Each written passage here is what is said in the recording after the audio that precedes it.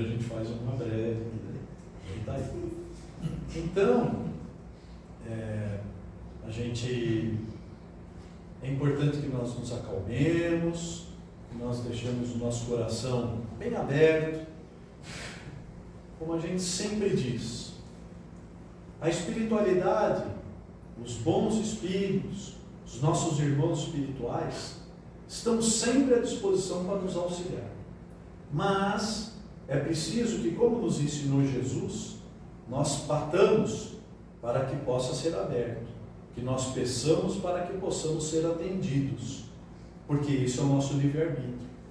Então é importante que cada um de nós, essa noite, esteja realmente de coração aberto para poder usufruir, receber com tranquilidade todas as energias que foram preparadas pela espiritualidade dessa casa, desde os primeiros raios do sol do dia de hoje, para receber a cada um de nós aqui, né? Mas é fundamental que nós tenhamos confiança, estejamos tranquilos, ok? Para que a gente possa receber esses bons frutos. Pai nosso, que estais no céu, santificado seja o vosso nome, venha a nós o vosso reino, seja feita a vossa vontade, assim na terra como nos céus. O pão nosso de cada dia nos dai hoje, perdoai as nossas ofensas, assim como nós perdoamos a quem nos tem ofendido, e não nos deixeis cair em tentação, mas livrai-nos, Senhor, de todo mal, pois vosso é o reino, o poder e a glória para sempre. Que assim seja, graças a Deus. Oração de abertura dos trabalhos. Pai, nós nos agradecemos muito por essa oportunidade. Peço a vós que cada um que esteja aqui nesse momento receba de vós sabedoria para aplicar vossos ensinamentos e que estes filhos possam passar coisas positivas a quem nos procurar. Ninguém é melhor ou pior, somos todos iguais. Graças, Pai maior. Vamos ao trabalho. Vamos ao trabalho. Obrigado.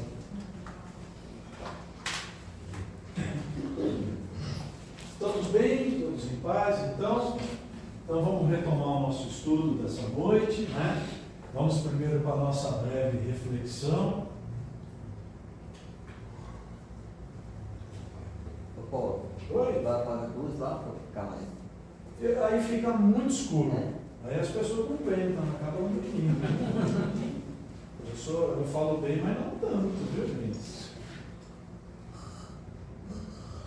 Bom, então, pessoal, a nossa reflexão dessa noite é uma pequena lembrança do que a gente falou na semana passada, né? É importante que a gente entenda alguns princípios básicos do Espiritismo para a gente poder entender o livro dos Espíritos na sua totalidade. Então, relembrando a todos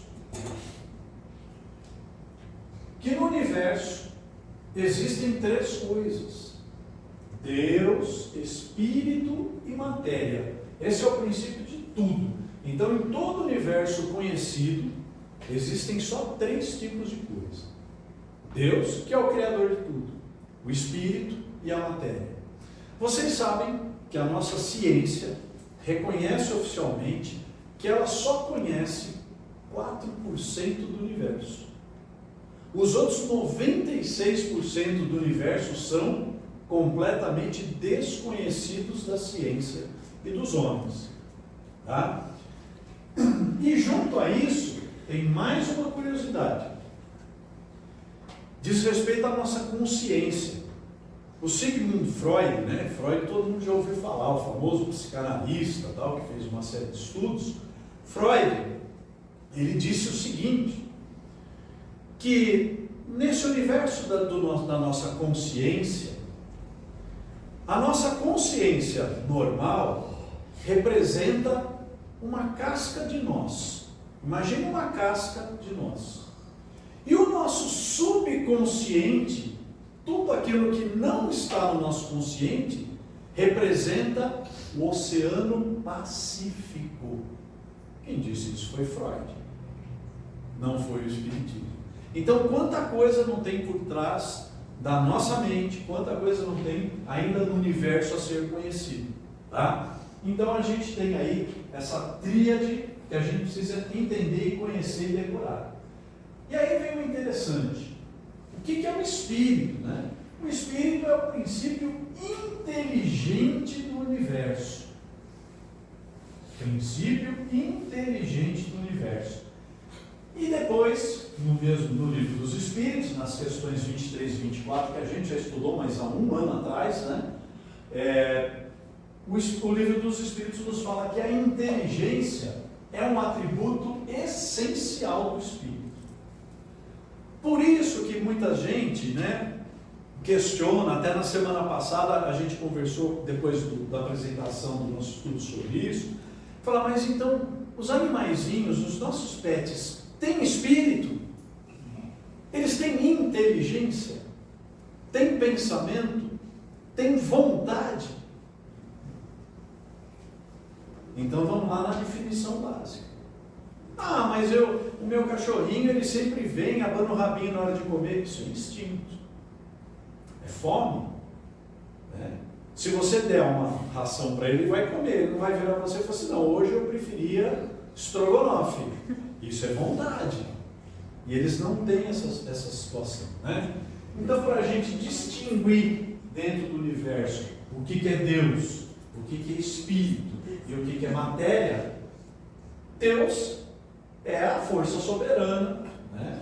Bondade infinita, soberanamente justo e bom. Até o Kardec, a gente já falou, elenca uma meia dúzia de elogios, né? de qualidades de Deus, e pergunta se era isso, e o Espírito de Verdade falou assim, olha, é isso tudo que você falou, e muito mais que a sua língua, o seu linguajar, a sua forma de pensamento, não consegue definir. Tá? Então, tudo isso é Deus. Né? E o Espírito é aquele que tem a inteligência, o pensamento e vontade. O resto é matéria. A gente tem uma certa dificuldade. Quando a gente pensa em matéria, a gente pensa o quê? Em algo palpável, algo ponderável. Né? O livro dos Espíritos fala de ponderável. E nem toda matéria é ponderável, é palpável. O perispírito. O perispírito é o quê? É Deus? É o Espírito? Então o que ele é? Matéria. O fluido que foi colocado nessas águas que vocês vão beber hoje, ele é Deus? Não. Ele é Espírito? Não. Então ele é matéria. E aí a gente socorre de novo da ciência. O Emmanuel falou para o Chico Xavier, no começo do trabalho deles, falou assim, olha, nós vamos sempre seguir o Evangelho e a doutrina de Kardec. Falou assim, em algum momento, a ciência comprovar o contrário, você nos abandona e fica com a ciência. Até agora a ciência não foi contrária a nenhuma questão do Livro dos Espíritos, nenhuma da obra de Kardec. Né? Então, é importante a gente saber disso também. Porque nós também temos esse compromisso. Se amanhã a ciência descobrir alguma coisa contrária à doutrina, fiquemos com a ciência. Tá? Mas isso até agora não aconteceu. Eu acredito que não vai acontecer, porque a obra de Kardec, né, a codificação toda, ela foi ditada pelo Espírito de Verdade. Né? Ela foi passada pelos médiuns. Ok? Nós vamos ver um pouquinho disso agora, rapidinho, na continuação da nossa reflexão. Então, lá no livro Obras Póstumas de Allan Kardec, né, no capítulo intitulado A Minha Primeira Iniciação do Espiritismo, o Kardec conta como foi o primeiro encontro com o que se chamava de espírito familiar, que é o Espírito de Verdade. No começo dos trabalhos de Kardec, quando ele identificou já os médiuns de confiança e começou a fazer um trabalho junto desses médiuns, ele pergunta então ao Espírito, né? Quem é você? Quem é você que está falando através desse médium? E todos os Espíritos diziam o seguinte, eu sou o vosso Espírito familiar. Ponto. né? Então, os nossos mentores, de cada um de nós aqui presentes, aqueles que dão comunicação mediúnica, lá nos primórdios, eles se identificavam com espírito familiar, né? Aí no dia 25 de março de 1856, através da médium senhorita Baudin, que foi uma das primeiras médiums assim, extremamente confiáveis, sonâmbula, né? Ou seja, inconsciente completamente, que trabalhou muito com Allan Kardec, e que depois, né, quem viu o filme, pela obsessão por fascinação, se perdeu. Se perdeu e quis, inclusive, processar o Kardec, porque ela queria direito autoral dos livros que ela tinha psicografado. A falta da mediunidade com Jesus que a gente sempre fala, né? Mas, vamos lá. Então, através da senhorita Baudin, Kardec agradeceu a presença do espírito familiar e perguntou educadamente: consentirás em dizer-me quem és? E aí, então, esse espírito familiar disse a ele: para ti, chamar-me-ei a verdade. Por isso que a gente fala que quem ditou o livro dos Espíritos foi o Espírito de verdade. Ô Paulo, sabe, Kardec tinha alguma mediunidade? Tinha. Inclusive, tem uma passagem do Jacobson Trovão, no estudo do Livro dos Médiuns, que ele fala de um trabalho mediúnico do Allan Kardec, né? Allan Kardec, pessoal, era um pseudônimo dele. Allan Kardec é Hippolyte Léon Denisard Rivail. Era um professor da França, de nível de escolas assim para jovens, de muito renome. Ele era gramático, ele era físico, ele era químico.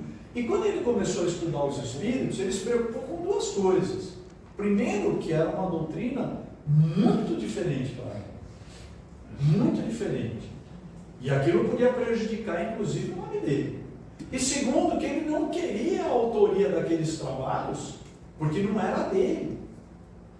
Ele era só o escritor. Como o Chico sempre falava, eu sou só o carteiro. Eu recebo cartas, muitas cartas, e entrego, né? Allan Kardec da mesma forma. Por isso ele adotou esse nome de Allan Kardec, que era o nome de uma encarnação passada dele. Então ele utilizou esse nome aí, né? Então o Espírito de Verdade falou: para ti chamar-me a verdade. Todos os meses, aqui durante 1/4 de hora, 15 minutos, estarei à tua disposição. Para quê? Então Kardec colhia todo o material durante um mês, lógico que a espiritualidade já trabalhava com ele. E naqueles 15 minutos ele podia o quê? Tirar dúvidas. Ou, isso aqui está certo, isso aqui está errado, isso aqui não sei o quê. Com quem? Com o próprio Espírito de Verdade. Que nós, como a gente já discutiu, né? Há várias linhas dentro do Espiritismo. A linha que eu particularmente mais me encontro, mais me agrada, é de que é o próprio Jesus. Tá? Bom, e aí eu coloquei também mais uma curiosidadezinha para a gente ver, né? Lá em 9 de abril de 1856, o diálogo com o Espírito da Verdade termina com uma pergunta de Allan Kardec sobre a proteção que teria. Veja, 1856, eles estão começando a preparar o Livro dos Espíritos, que é editado em abril de 1857. E aí o Kardec pergunta para o Espírito de Verdade, naqueles 15 minutos dele, uma vez por mês, né? Dissestes que serás para mim um guia que me ajudará e protegerá. Compreenda essa proteção e o seu objetivo dentro de certa ordem de coisas. Mas, veja a preocupação de Kardec, a preocupação de todos nós. Mas, poderias dizer-me se essa proteção também alcança as coisas materiais da vida? Porque o Kardec olhou e falou assim: gente, a gente tem que publicar livro, tem que não sei o que, uma série de gastos, né? Precisa trabalhar. Resposta do Espírito de Verdade: isso aqui serve para todos nós. Nesse mundo onde nós aqui estamos vivendo, a vida material é muito de ter-se em conta, ou seja, o Espírito de Verdade sabe que a nossa vida na matéria é difícil, é complicada e é necessária. E ele complementa: não te ajudar a viver seria não te amar. E depois, André Luiz, na obra Os Mensageiros, conversando com o Espírito Alexandre, faz uma pergunta semelhante. E aí Alexandre fala que todo aquele que trabalha no bem e em nome do nosso Pai pode sempre esperar o melhor. E isso é lei, não é promessa divina. Então está lá, a gente caminha no bem, a gente trabalha moralmente e as coisas começam a dar certo e a melhorar. Simples assim, tá bom? A gente precisa na matéria. É muito comum os irmãos espirituais falarem disso para a gente, né? Principalmente quando as pessoas chegam lá na cabine, a gente sabe que isso é uma necessidade, né? Olha, irmão, eu estou desempregado, estou precisando arrumar um trabalho, a senhora desculpa estar falando isso aqui. Todos os irmãos espirituais falam: calma, a gente sabe que você precisa disso para estar bem. A gente pede isso na nossa oração do Pai Nosso. O que é o pão nosso de cada dia? É a condição para que a gente possa materialmente se manter um pouco. Tá bom? Só essa curiosidade aí. Vamos voltar para o nosso capítulo 9 do Livro dos Espíritos. Nós estamos falando sobre a intervenção dos espíritos no mundo corporal. Falamos um pouco na última reunião, sobre as influências, sobre as energias negativas. A gente está falando sobre possessão, sobre posse, tá? E a gente viu uma questão que a gente vai dar uma relida rapidinho, mas exatamente sobre essa condição. Atrair, pois, os bons espíritos, praticando todo o bem que puderdes, e os maus espíritos desaparecerão, visto que o bem e o mal são incompatíveis. Bastante interessante. É muito comum a gente conversar com pessoas. Vocês agora são espíritas, todos nós estamos tentando ser espíritas, e as pessoas agora, porque eu estou com mal olhado, porque eu estou com praga, porque eu estou com macumba, porque eu estou com não sei o quê. A gente sempre terceiriza. A nossa vida não dá certo sempre por causa dos outros, do olho gordo dos outros, da inveja dos outros. Então, gente, grande segredo: faz o bem, atrai o bem para si. Os bons espíritos vão estar do nosso lado, pelaquela lei de atração e sintonia que a gente já viu aqui. E eles chegando, os maus não conseguem ficar no ambiente que se afasta. Ok? Beleza? Dúvidas? Perguntas? Vamos lá. Então a gente está falando da intervenção dos espíritos no mundo corporal e estamos lá nos possessos, Começamos a falar em possessão. Para a gente relembrar rapidamente a última aula: existe possessão? Não. Não existe possessão. Não existe demônio que toma o corpo de alguém e faz as coisas de nome. Dois corpos não podem ocupar o mesmo lugar no espaço. Kardec nos ensina isso, o espírito de verdade. Fala: pode o espírito tomar temporariamente? O espírito não entra no corpo de ninguém, nem nos bons. A gente falou aqui do nosso trabalho mediúnico, de psicofonia, de psicografia. Cuidado com aquele filme Ghost, onde o Patrick Swayze ele entra no corpo da médium, que é a Whoopi Goldberg, isso? Até o cabelo dela voa. Não existe isso, pessoal. Não é isso que acontece. Isso é contra as leis do universo. Dois corpos não podem ocupar o mesmo lugar no espaço. O que acontece é uma sintonia energética de perispírito a perispírito, onde há um encaixe fluídico ou magnético, e através desse encaixe, dessa sintonia, esse irmão espiritual consegue passar coisas para a gente e a gente passar coisas para eles. Ok? Então não existe possessão. Ah, ele matou 10 porque ele estava possuído pelo diabo. Não, ele matou 10 porque ele quis. Ah, mas ele foi intuído. Ok. Aí ele pergunta, né, se não tem desobsessão, que não pode habitar dois espíritos no mesmo lugar, pode haver uma alma, né, um outro espírito subjugar ou obsidiar? Aí o Kardec vem no que ele ainda nem tinha estudado, lá no Livro dos Médiuns, que é a obsessão. Então, para nós espíritas, a obsessão é uma realidade. O que é a obsessão? A obsessão é a interferência de um espírito interferindo no livre-arbítrio do encarnado. Ela pode ser boa ou ela pode ser ruim, mas ela é sempre uma obsessão quando ela fere o nosso livre-arbítrio, tá?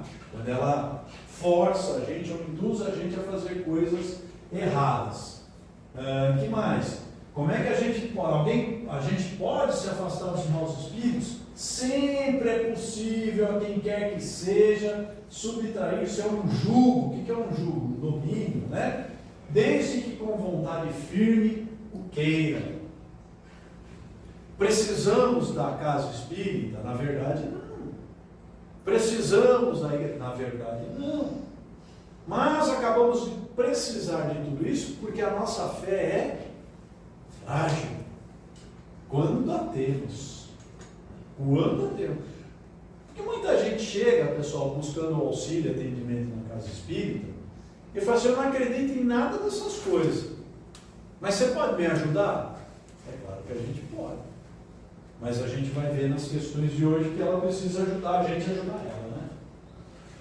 Falamos também da fascinação, que é aquela enganação, onde nós encarnados somos ludibriados, somos enganados por espíritos maldosos, espíritos infelizes, imperfeitos, que acabam nos convencendo de que eles são bons, e a gente começa a acreditar neles, e aí a gente começa a fazer bobagem por intuição. Nunca obrigados. Nunca obrigados. Aquela frase que eu vou falar para vocês até o último dia do estudo, que a gente estudou lá atrás: existe um arrastamento irresistível? Arrastamento sim, irresistível não. Porque a última palavra, o livre-arbítrio, é sempre nosso. Ok? Né? Aos médiuns que estão aí no desenvolvimento, os médiuns já formados. Eu não consigo conter o meu irmão espiritual. Isso não é comunicação mediúnica, isso é obsessão. Porque o controle é seu e o seu mentor é respeitoso, extremamente amoroso por vocês. Ele não vai querer te interferir no seu livre-arbítrio. Ok? As formas de exorcismo têm qualquer eficiência sobre os maus espíritos? Não. Vimos que não, eles se riem disso, né? E aí a gente vai retomar onde a gente parou e vamos complementar essas ideias aí. Tá ok? Deu para a gente se situar onde é que nós estamos? Então vamos voltar lá. Pessoas A, cheias de boas intenções, e que, não obstante, né, não deixam de ser obsidiadas. Qual, então, o melhor meio de nos livrarmos dos espíritos obsessores? Então, o Kardec entende que tem a sintonia, ele entende que nós atraímos os irmãos infelizes, mas ele coloca essa situação. Ele era um cientista, Kardec era um cientista. Fala, tá, mas tem gente que é boa, né, que tem bons pensamentos e que mesmo assim é obsidiado.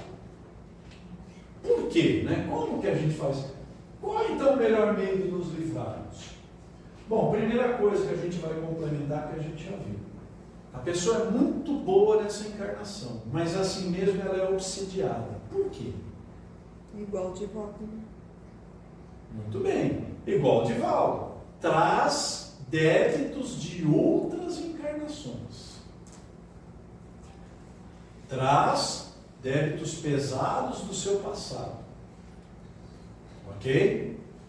Porque lá no livro o céu e o inferno, capítulo 7, Código Penal da Vida Futura.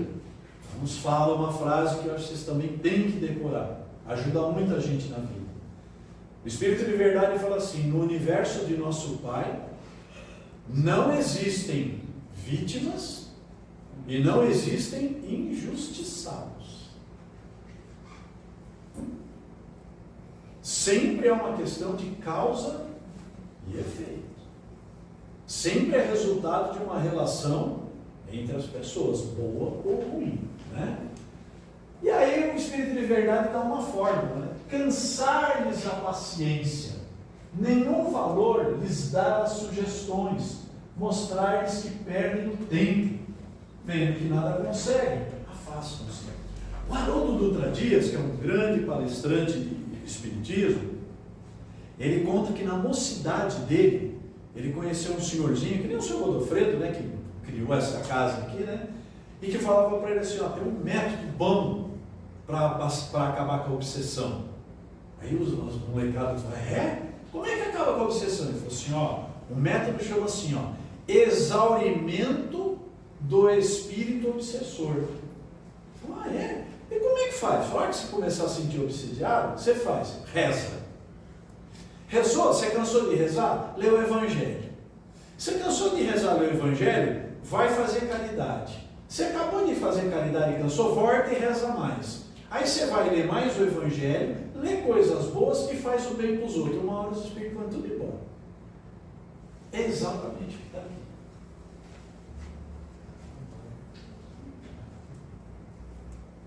Porque quando mudamos a nossa sintonia, aquela rádio não entra mais no nosso rádio. Né? É isso que a gente precisa. Por isso que nós falamos aqui também, pessoal, que é importante no nosso estudo é a transformação moral. A gente precisa entender isso e ver que na prática isso tudo realmente funciona. E que quando a gente testa, eu não acredito muito, Paulo, testa. Fica uma semana sem falar palavrão.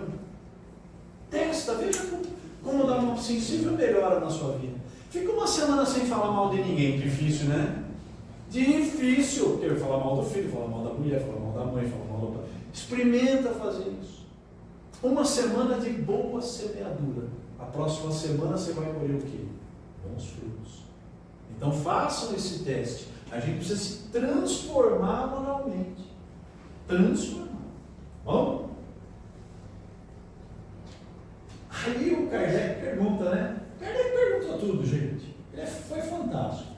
A prece é um meio eficiente para a cura da obsessão? A prece é em tudo, um poderoso auxílio. Mas crede que não basta que alguém murmure algumas palavras para que obtenha o que deseja. É aquilo que a gente sempre fala. Quando a gente faz a nossa oração aqui na casa, pessoal, tenta tirar do piloto automático. Porque a gente reza hoje no piloto automático, né? Ficou tão piloto automático que se eu fizer uma sacanagem com vocês aqui, ó, né? Estou falando e tal, de repente eu pego, fechar meus olhos e falar Pai Nosso, todo mundo vai começar a reinar o Pai Nosso, nem sabe o que está acontecendo. Esse é o piloto automático.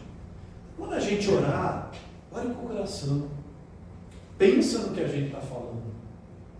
E vocês vão ver que o Pai Nosso, que é simplesinho, que a gente repete 500 vezes, tem cada compromisso.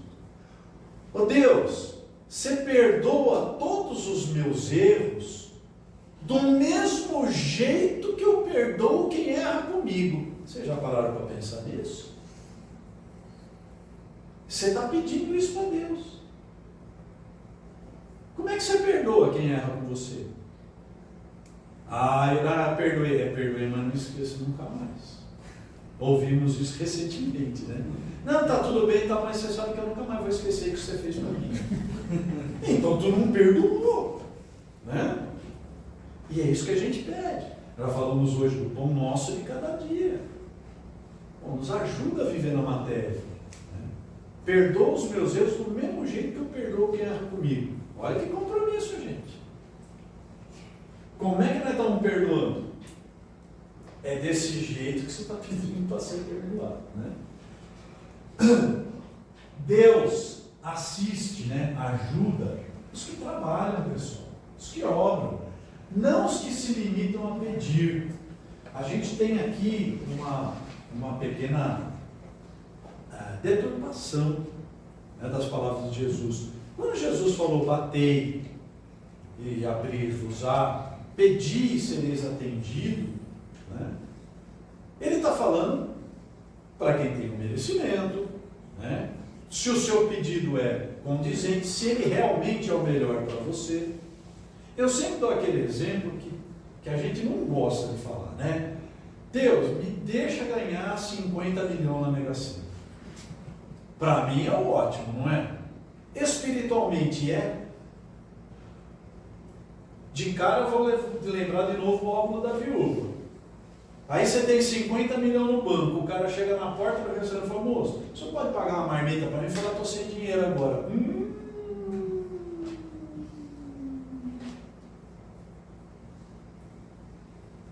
Será que a gente vai melhorar ou a gente vai se endividar mais? Espiritualmente falando. Né? Então a gente precisa tomar muito cuidado com essas coisas aí. Então, ele ajuda os que trabalham, não os que só pedem. É, pois, indispensável que o obsidiado faça, por sua parte, o que se torne necessário para, olha que importante isso daqui, destruir em si mesmo a causa da atração dos maus espíritos. Nós já estudamos lá no começo da possessão que nenhum espírito interfere em você se ele não tiver uma porta aberta, uma afinidade. Qual é essa porta aberta? Qual é essa afinidade? O que esse irmão espiritual imperfeito tem de parecido comigo? A inveja é muito grande. Eu sou uma pessoa muito invejosa. Ele se sintoniza comigo. E ele é tão inteligente que ele vai fazer o quê? Ele vai fazer com que a nossa inveja seja potencializada ao extremo. O nosso ciúme, o nosso orgulho, o nosso ódio. Então, para que a gente quebre uma obsessão, é preciso que o obsidiado, o encarnado, faça a sua parte, que é destruir em si mesmo o que está causando aquela aproximação do mau espírito. Né? Porque senão, é como também a gente sempre diz, é aquele exemplo meio grotesco, mas ele funciona, porque a gente decora, né? Da mosca varejeira na ferida. Você espanta a mosca, que é o espírito imperfeito. Mas se você não curar a ferida, vai atrair outra. Né? O André Luiz fala para o Chico, num dos livros, que você pode perfeitamente retirar a limalha de ferro, a sucata, do ímã. Mas o ímã vai fazer o quê? Vai atrair de novo. Ok? Aí a gente botou lá um quadrinho, né, sobre a oração, né, porque a gente está falando da força da oração, a oração que modifica o nosso estado mental, né? Se a gente pudesse ver a defesa que existe em nosso favor quando a gente ora, né? Uma imagem bem bonitinha. Quando você estiver orando, se imagine assim. Se imagine assim. Vamos ver que a sua oração vai ser melhor. Né? Agora, uma questão bastante controversa. Porque aí o Kardec vira então para o Espírito de Verdade. Fala, tá, então entendi tudo que você falou. O que se deve pensar na expulsão dos demônios de que se falou no Evangelho? Kardec foi lá na feridinha, né? Então vamos entender que essa resposta ela exige uma certa atenção. Isso depende da interpretação. né? Depende da interpretação. Se a gente chamar demônio, um mau espírito que subjuga o indivíduo, quando sua influência for destruída, ele será verdadeiramente expulso. Mas veja, o que o Kardec está falando? Que ninguém vai lá arrancar o demônio do obsidiado. Olha a chave. Quando a sua influência, e essa influência é o quê? É isso aqui, ó. Destruir em si mesmo a causa da atração do mau espírito. Ok? Vejam que uma questão está interligada à outra. Senão a gente não consegue entender. Então, e veja também que o Espírito de verdade, ele fala assim, se você está entendendo que demônio é um mau espírito, por que o Espírito de verdade disse isso? Porque se vocês procurarem no dicionário a palavra demônio, ela vem do grego e ela significa espírito. Platão, Sócrates, os grandes sábios da Grécia, diziam que eles conversavam e falavam com os seus demônios, demon. Com o passar dos tempos, hoje a gente fala demônio, a gente lembra o quê? No capeta, no Satanás, mas na concepção da palavra, na origem da sua palavra, não é nada disso, é espírito. Por isso que ele falou, ó, se você está falando que demônio é um espírito mau que subjuga uma pessoa, e se você acabar com a influência dele, ok, podemos dizer que você expulsou ele. Né? Ele está se referindo aqui ao Evangelho, a expulsão de demônios lá no Evangelho. Se você atribuir uma doença ao demônio, se você achar que a pessoa está doente por causa do demônio, quando você tiver curado a enfermidade, aí você vai dizer que você espantou o demônio. Né? Deu para entender essas duas colocações, gente? Então, se a gente está chamando o espírito não de demônio e acabou aquele problema moral que atraía, então você pode dizer que você expulsou, porque ele não vai mais ter como trabalhar ali, como influenciar ali. E se a gente está falando que uma doença é por culpa de um demônio, de um espírito mau, quando a doença for curada, esse demônio então foi afastado. Né? Direis também que expulsaste os demônios. Uma coisa pode ser verdadeira ou falsa, conforme o sentido que se dê às palavras. As maiores verdades podem parecer absurdas quando apenas se vê a forma e quando se toma a alegoria pela realidade. Compreendei bem e gravai isso. Trata-se de uma aplicação geral. Deu para entender o que ele quis dizer? Que a gente não entende, ainda mais naquela época, 1856, e lá na antiguidade, lá no tempo do Evangelho, a gente não entendia bem esse negócio da obsessão, da interferência dos espíritos. Então, era um processo, né, nós humanos entendemos a coisa de uma forma muito fácil. Tem um espírito ruim que tomou o corpo dele, está fazendo tudo e precisa expulsar, precisa chutar esse espírito aí. Era o que se entendia na época. E na verdade veio o espírito de verdade e falou, o processo não é esse. Você precisa se modificar. Gente, põe uma coisa na sua cabeça. Muitas vezes, o espírito obsessor de uma pessoa está magneticamente atrelado a ele por culpa da pessoa. Ele nem quer estar lá. Nem quer estar lá. Mas ele é atraído magneticamente por afinidade para aquele encarnado. Então, até isso existe. Então, nessa expulsão de demônios do Evangelho, primeiro precisa entender o que é demônio, e segundo, que quando se cura a enfermidade moral, realmente a gente afasta o irmão espiritual. Tá ok? Deu para entender essa questão? Ela Nem complica não. Ó, Oi?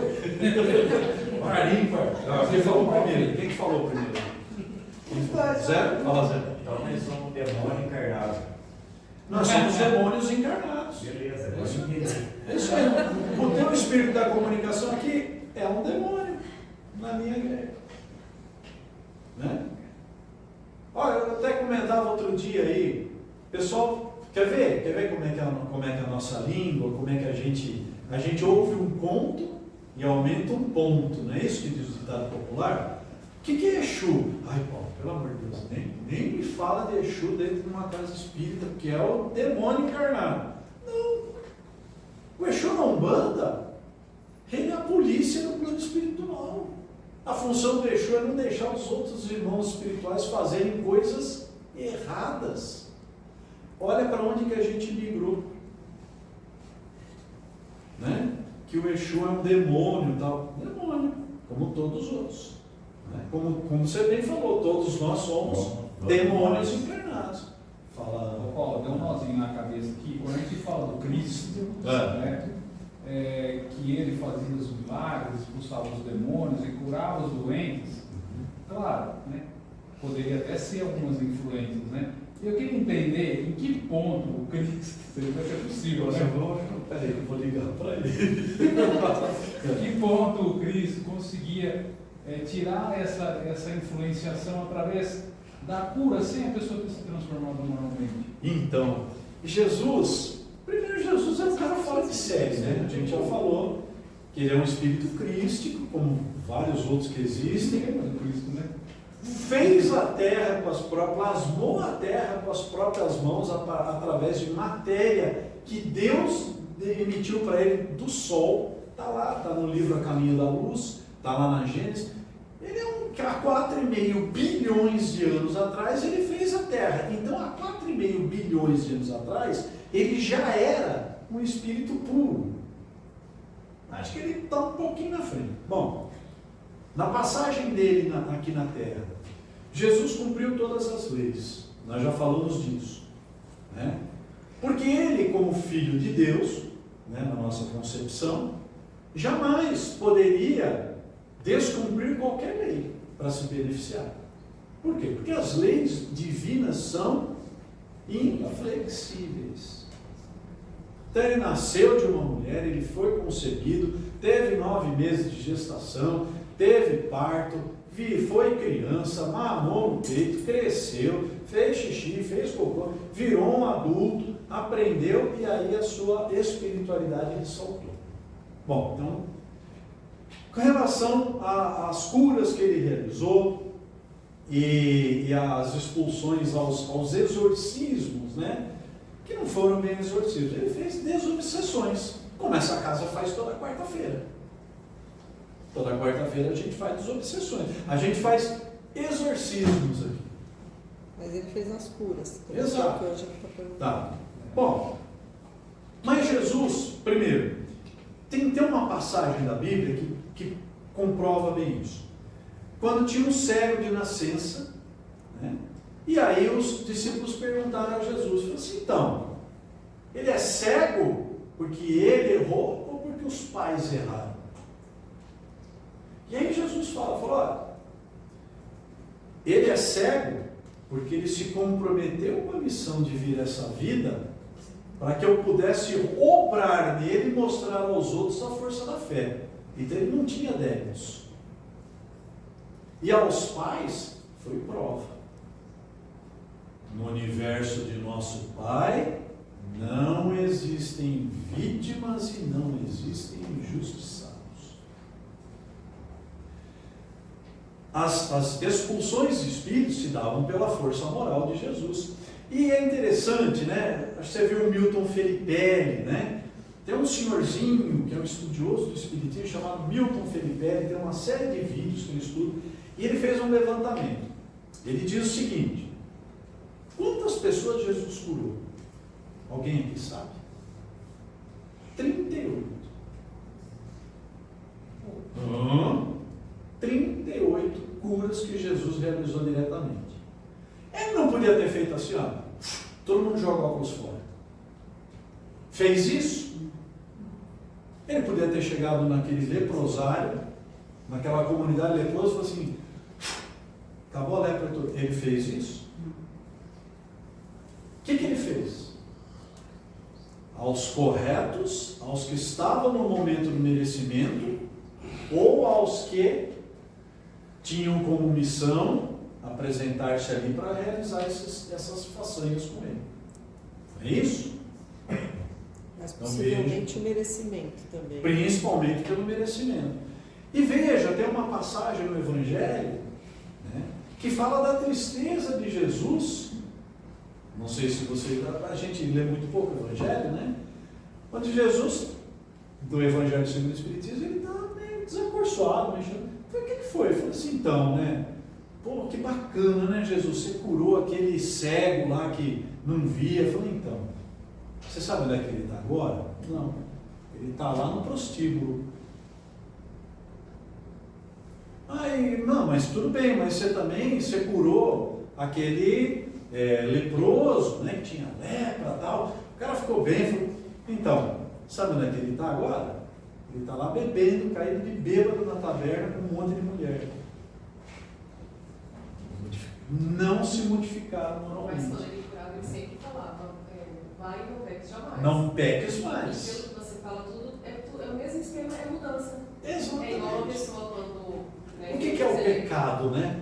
Sim, é igual uma pessoa que a gente ouve muitas pessoas falar assim, fulano não se frequentava a igreja e mudou a vida dela. Mas a pessoa muda. A pessoa é que... Exatamente, é isso aí.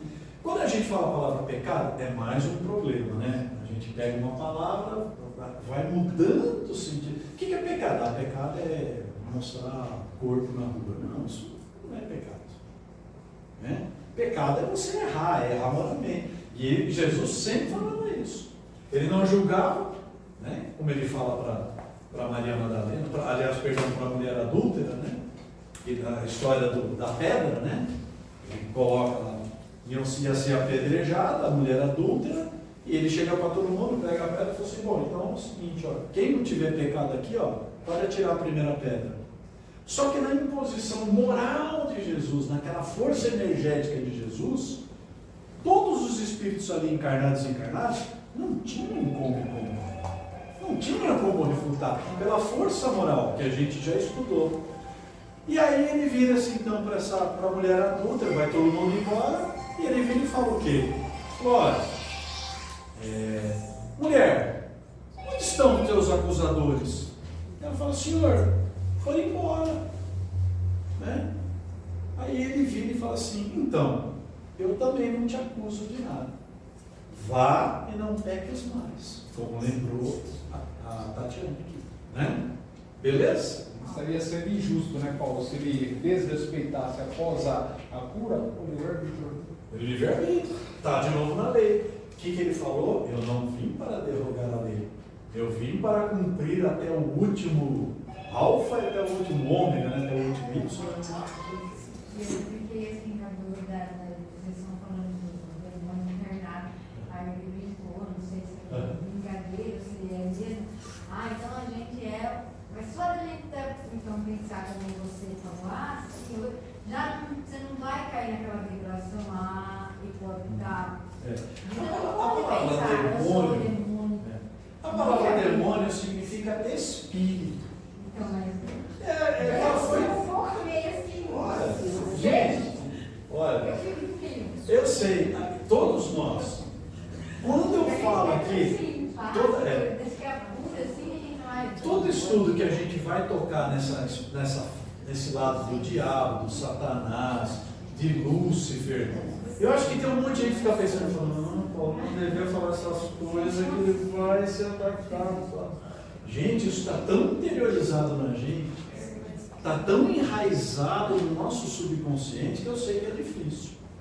Né? Mas acreditemos na doutrina, acreditemos em Jesus, acreditemos em Deus. Então é uma questão de palavras. Palavras. A palavra é essa. O nosso espiritismo, ele fala, né? Se você está entendendo que é um mau espírito, mas dentro do próprio livro dos espíritos, o espírito de verdade, Quando Kardec fala dos espíritos maus, malévolos, o Espírito de Verdade fala para ele assim: chamai-os antes de espíritos infelizes. Infelizes ou imperfeitos. Né? Por quê? Todos nós vamos chegar lá. Pessoal, nós estamos todos condenados. Condenados a sermos espíritos puros. Nós estamos todos condenados a sermos igual a Jesus. Alguns mais rápido, outros mais lento, mas todos nós vamos chegar lá. O teu obsessor de hoje é o teu mentor de amanhã. Então, nessa linha que o Espiritismo fala que não existem espíritos criados para o mal eterno. Por quê? Quem criou os espíritos? Deus. Então eu vou criar um monte de bonzinho, aí vou criar um monte de capetinha para estar zerando. Isso é um pai amoroso, soberanamente justo e bom? Isso é coisa de ser humano, não vou nem falar coisa de religião, gente. Isso é coisa de ser humano. Tá bom? Mas fica tranquilo que eu também às vezes me arrepio as costas quando eu vou falar disso. Eu quero fazer uma pergunta para todo mundo aqui. Vixe, vamos lá, Sérgio. Cada um de nós serve mais a Deus ou ao diabo? E aí? Vocês acham que vocês estão servindo mais a Deus ou mais ao diabo? Eu servo mais ao diabo. É mesmo, Zé? Esse pensamentinho fiz, uma malícia besta, coisa e tal, então eu não estou servindo. Mas você não faz, isso só ele, sabe? Mas você não faz. Não faz. O Divaldo fala, né? Ele falou agora recentemente numa última palestra, que tem um estudo, ele fala dele, brinca, fala, não sei como contaram isso, mas que nós temos por dia cerca de 95 mil pensamentos. Dos 95 mil pensamentos, quantos são bons, quantos são ruins? Eu acho que a maior parte é ruim. Então o que você falou Eu estou me esforçando para servir mais a Deus, mas por enquanto eu não consegui. Você ainda está pendendo com Eu ele. já estou mais na frente. Vamos esforçar para continuar. Beleza, gente? Estou lá pro lado do bichão. Então por isso a gente conclui a obsessão. E a gente vai começar na próxima segunda-feira a falar sobre convulsionários, que é um outro tipo. Alguém tem alguma dúvida? Uma pergunta? Não, é que aquela hora você falou, né, da cabine, né, que tem muita gente que chega e fala, eu não acredito muito nisso. Eu acho que deve ter muito contrário também, falar até por mim, que a gente chega achando que tem fé. Você tem fé? Você acredita? Eu tenho, acredito, mas não tenho uma fé verdadeira. Você tem fé? Tem, o resto todo dia. Exatamente, né? Então que essa transformação é bem gradual. Quando eu vim aqui há muitos anos atrás, eu também achava que eu tinha. Hoje eu vejo que eu não tinha nada perto do que eu tenho hoje, né? Vocês acham que eu tenho fé? Na boa. Cara, né? Tem. Quando eu pisei nessa casa, primeira vez que eu entrei aqui, que eu estava muito mal, o irmão espiritual ouviu minhas lamúrias, né? Como todo mundo vai na cabine, chorei, falei um monte, tal. O irmão espiritual virou para mim muito tranquilo e falou assim: irmão, sabe qual é o teu problema? Eu falei: sei, esse monte de problema que eu falei. O problema é que você não tem fé. Eu falei: como assim não tenho fé? Tenho fé, tenho muita fé. Você não tem fé. Naquele dia eu saí da cabine revoltado com o irmão espiritual. E hoje eu vejo como ele estava certo, como eu não tinha fé nenhuma, eu achava que eu tinha fé. Né? E hoje eu tenho um pouquinho. Eu acho que eu melhorei muito. É o grão da mostarda. É a parábola do grão da mostarda. Jesus falou, se vocês tiverem a fé do tamanho de um grão de mostarda, que é a menor semente que existe no mundo, vocês sabiam? A semente de mostarda. Então, se você tiver a fé do tamanho de uma semente de mostarda, você vai conseguir transportar aquela montanha de lá para lá. E Jesus não falava as coisas da boca para fora. Não. Tá bom? Beleza, gente? Vamos encerrar por aqui? Vagnão, bota seu time em campo.